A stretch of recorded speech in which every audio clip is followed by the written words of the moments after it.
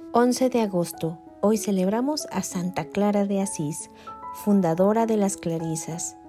Santa Clara nace en Italia el 16 de julio de 1194. Religiosa y santa italiana, seguidora fiel de un gran santo de San Francisco de Asís, con el que fundó la Segunda Orden Franciscana o Hermanas Clarisas. Clara se preciaba de llamarse humilde planta del bienaventurado Padre Francisco. Después de abandonar su antigua vida de noble, se estableció en el monasterio de San Damiano hasta morir.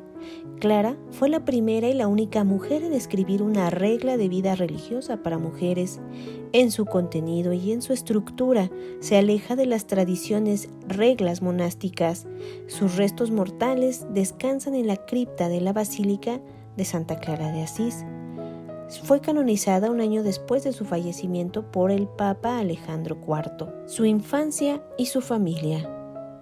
Ella fuera la hija mayor del matrimonio de Farobino y de Ortolona, la cual era una descendiente de una ilustre familia de Sterpeto. Ambas familias pertenecían a la augusta aristocracia de Asís. Favorino tenía el título de conde de Sasso Rosso. Clara tenía 4 hermanos, un varón, Bosón, y 3 mujeres, Renenda, Inés y Beatriz.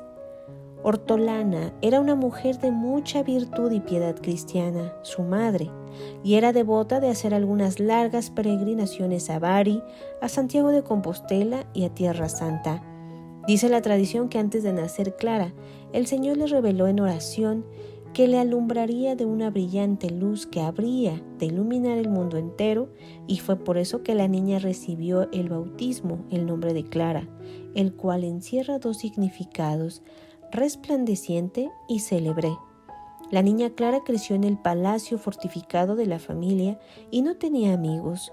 Cerca de la Puerta Vieja se dice que desde su más corta edad sobresalió en virtud, pero se mortificaba durante varios tiempos usando ásperos cilicios de cerdas, y rezaba todos los días tantas oraciones que tenía por valerse de piedrecillas para contarlas.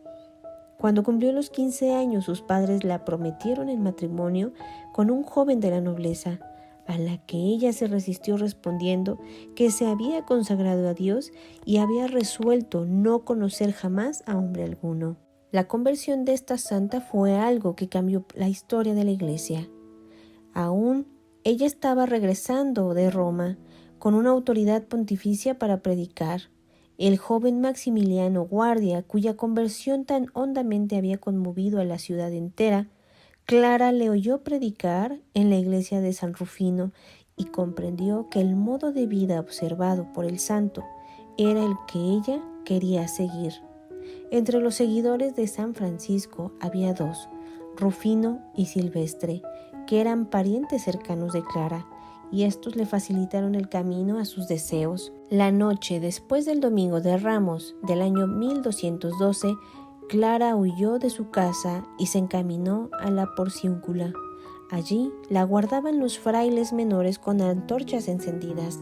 Habiendo entrado en la capilla, se arrodilló ante la imagen del Cristo de San Damián y ratificó su renuncia al mundo.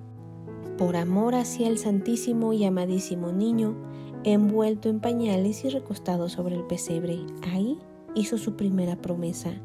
Cambió sus relumbrantes vesturas por un sayal tosco, semejante al de los frailes.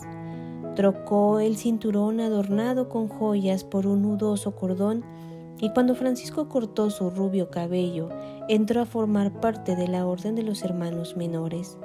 Clara prometió obedecer a San Francisco en todo. Luego fue trasladada al convento de las Benedictinas de San Pablo.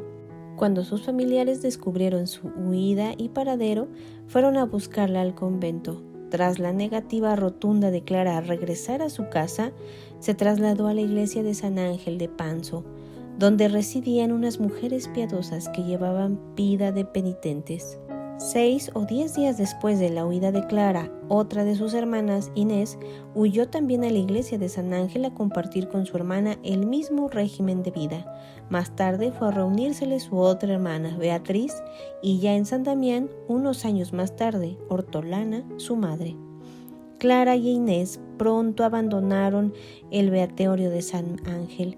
Así Francisco habló con las camuldenses del monte Subasio, que antes habían dado a la nueva orden de la Porciúncula, los cuales le ofrecieron cederles la iglesia de San Damián y la casa anexa, que sería desde ese momento la casa de Clara durante 41 años hasta su muerte.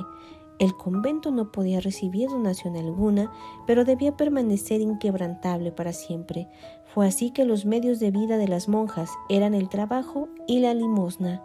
San Francisco escribió poco después la norma de vida para las hermanas, y por medio del santo obtuvieron del Papa Inocencio III la confirmación de esta regla en el año 1215, pues ese año, por orden expresa de Francisco, aceptó Clara el título de abadesa de San Damián. Hasta entonces Francisco había sido el jefe y director de las dos órdenes, pero después que el Papa les aprobó la regla, las monjas debían tener una superiora que las gobernara.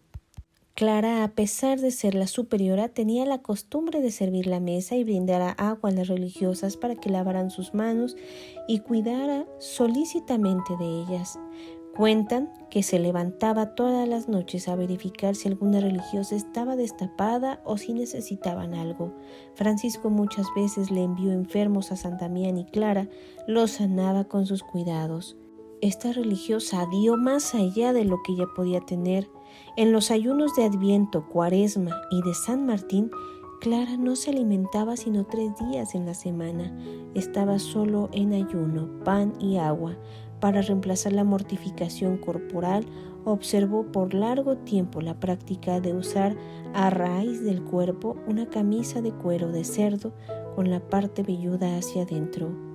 Estando una vez Clara gravemente enferma en la solemnidad de la Natividad de Cristo, fue transportada milagrosamente a la iglesia de San Francisco y así pudo asistir a todo el oficio de los maitines, de la misa de medianoche, y además pudo recibir la Sagrada Comunión. Después fue llevada de nuevo a su cama enferma. La muerte de esta santa fue en el verano de 1253, en donde vino a Asís el Papa Inocencio IV para ver a Clara, la cual se encontraba postrada en su lecho.